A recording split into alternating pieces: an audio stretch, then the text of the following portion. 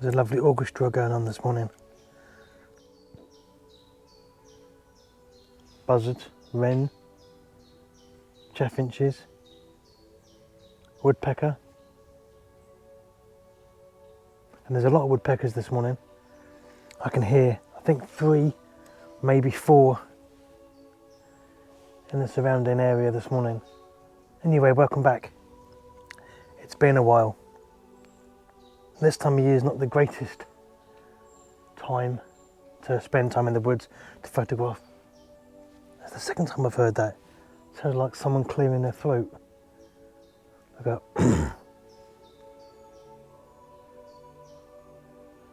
as far as I'm aware, we don't have Bigfoot in the UK.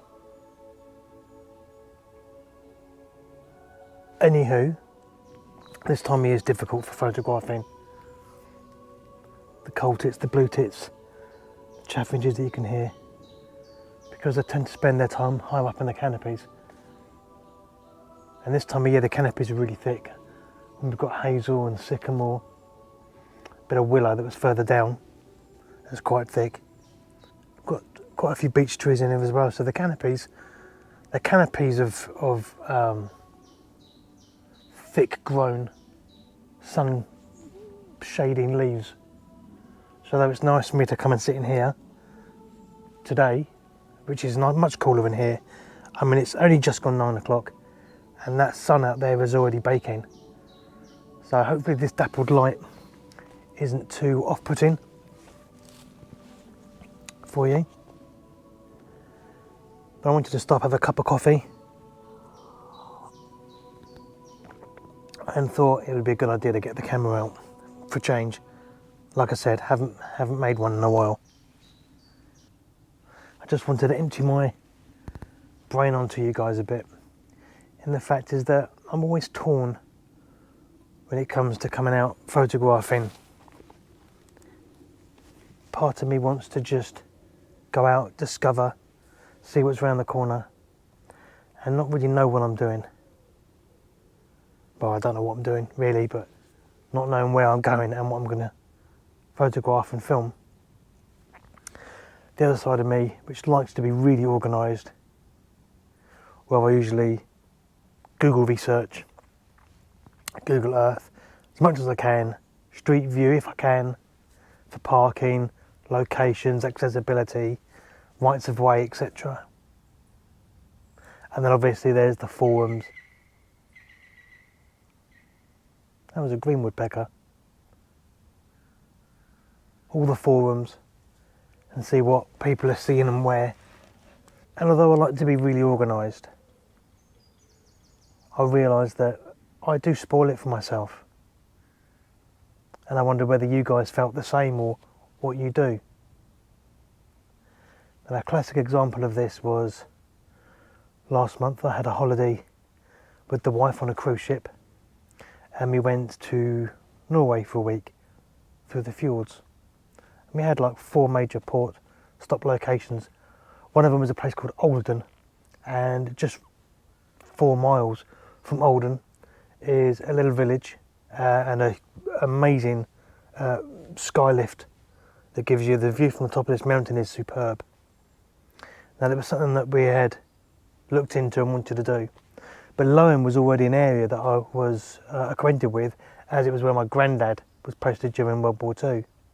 Now, the difficulty, or should I say the problem that I had, was that I was very excited to go there, and I don't know whether it was to have a slight reconnection with my granddad, I don't know.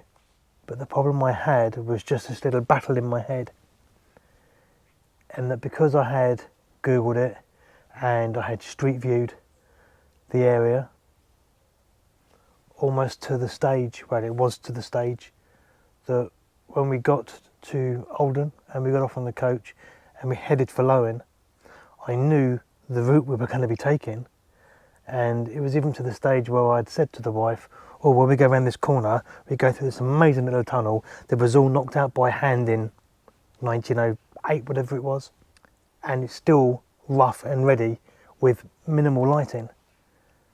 And then beyond that, I was around this bend, there's a lovely spot that would park a camper van right by the edge of the water, and there's these lovely kind of Norwegian sty houses with the grass roofs.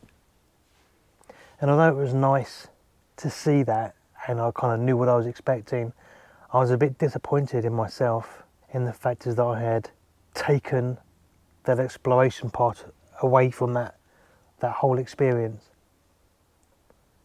And I don't even know now whether I would change the way I did it, because I do like to be organised. I like to know what I'm doing when I'm doing it.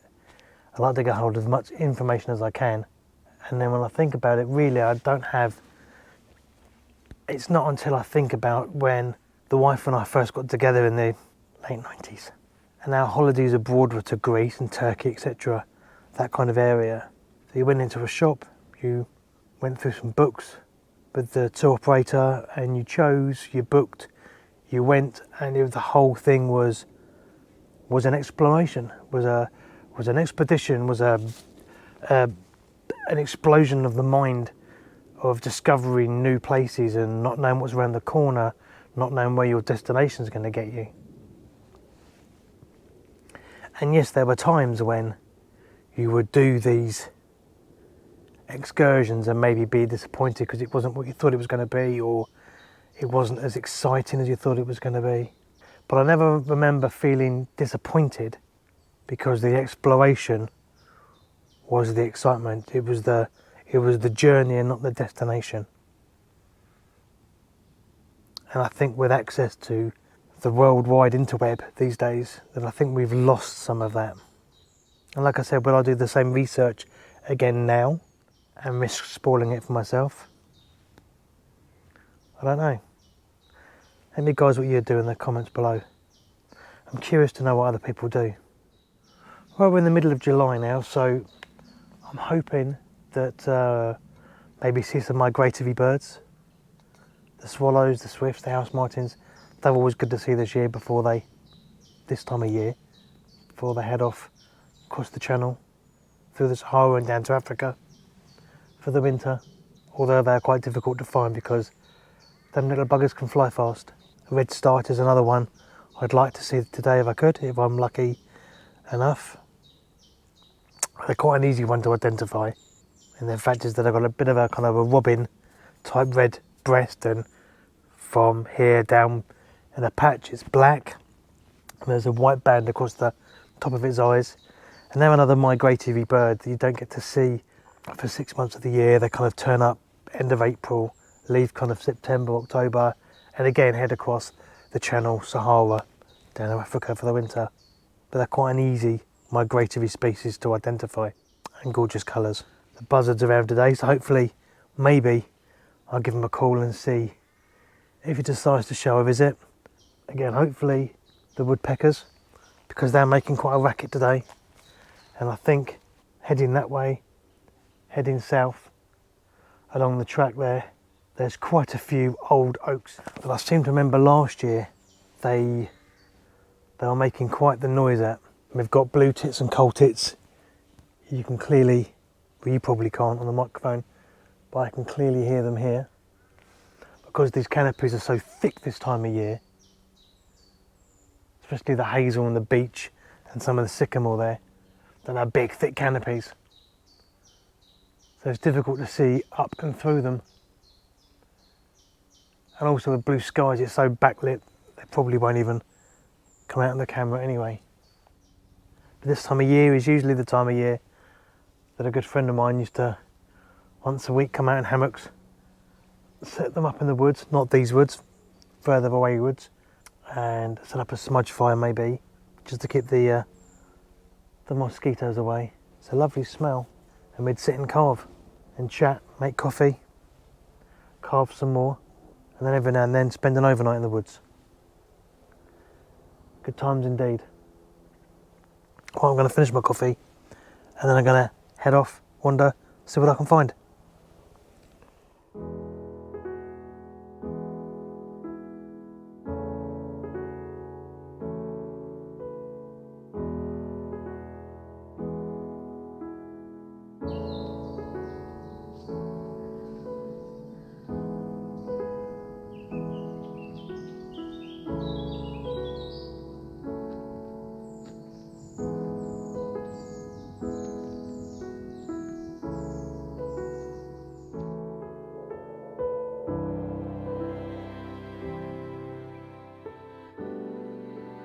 myself in a nice clearing. I know it's towards the sun. That would have been a better idea. But I preferred the view over here. See if we can't get the buzzers to come over. I haven't heard them in the last half an hour, but they cover a wide area. So I'll give it a few minutes and see if they're around. I will film a woodpecker today. There was literally one and not this oak tree, but the one behind it. But it was sat behind the greenery. And he was tapping away, and there was no chance of getting a focus or any visual on him either. So I just sat and enjoyed, or stood and enjoyed the moment. Well, I'll give it 10 for the buzzard. See if he's around. I've just changed fields. That was... Sorry, let me bring you around here. Is that better? That's better. Well, I've changed fields. Preferred the view that way. But when I just walked over here, it's a field with cows in it. It's a metal gates, so it's not exciting. If the buzzard does come over that field, it's going to be lit much nicer. And also the fact is that as I walked over here, leaned against the gate, 2 woodpeckers flew from the oak tree there to the oak tree that I'm standing underneath now. They're not there now, because by the time I got my camera and came back, they'd gone. But I do get to look down an avenue of trees, predominantly oak. Let's give that a go.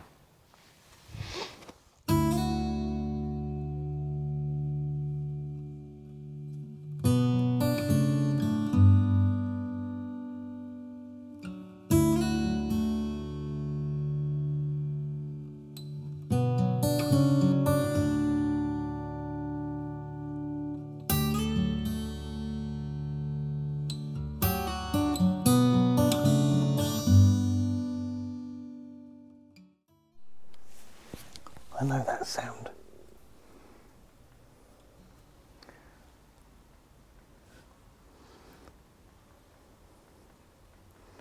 Sounds like a nuthatch. When they're banging, tapping into that nut. There's something jigging there.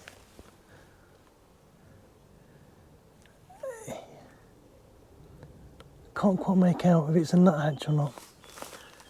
It's kind of, yeah, the way he's moving around and just kind of walking and hopping around is quite nuthatch-like. Just too much in the shadows there. I can't quite... It looked like I could see the band there, but maybe not, maybe not. I'll have to wait till I get home and edit this so I can then determine.